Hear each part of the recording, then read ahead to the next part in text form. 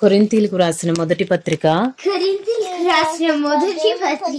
1వ అధ్యాయము 21వ వచనం నుండి 30వ వచనం వరకు దేవుని జ్ఞానానుసారముగా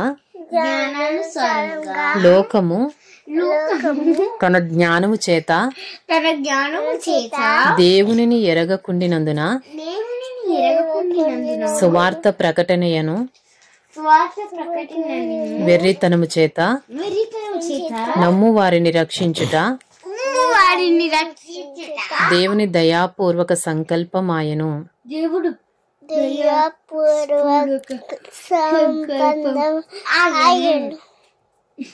యూదులు సూచక క్రియలు చేయమని అడుగుచున్నారు. గ్రీసు దేశస్థులు జ్ఞానము వెదకుచున్నారు. అయితే మేము సిలువ వేయబడిన క్రీస్తును ప్రకటించుచున్నాము. ఆయన యూదులకు ఆటంకముగాను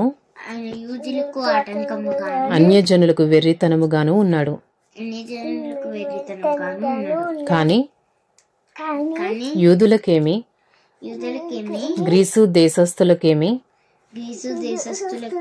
పిలువబడిన వారికే క్రీస్తు దేవుని శక్తియును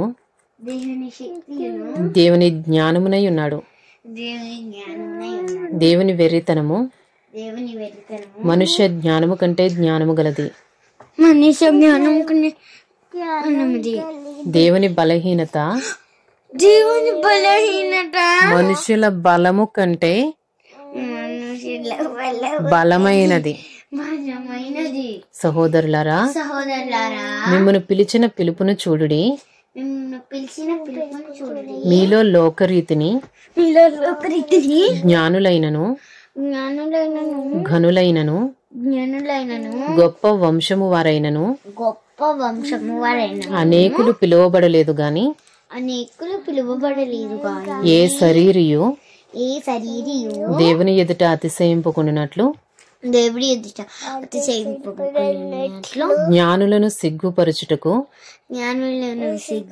లోకములో నుండు వెర్రి వారిని దేవుడు ఏర్పరచుకుని ఉన్నాడు. బలవంతులైన వారిని సిగ్గుపరచుటకు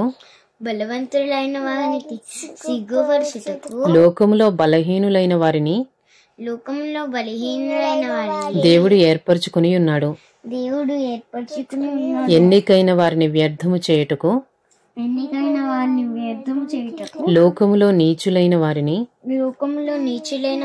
తృణీకరింపబడిన వారిని ఎన్నిక లేని వారిని దేవుడు ఏర్పరచుకుని ఉన్నాడు. అయితే ఆయన మూలముగా మీరు క్రీస్తు యేసునందున్నారు.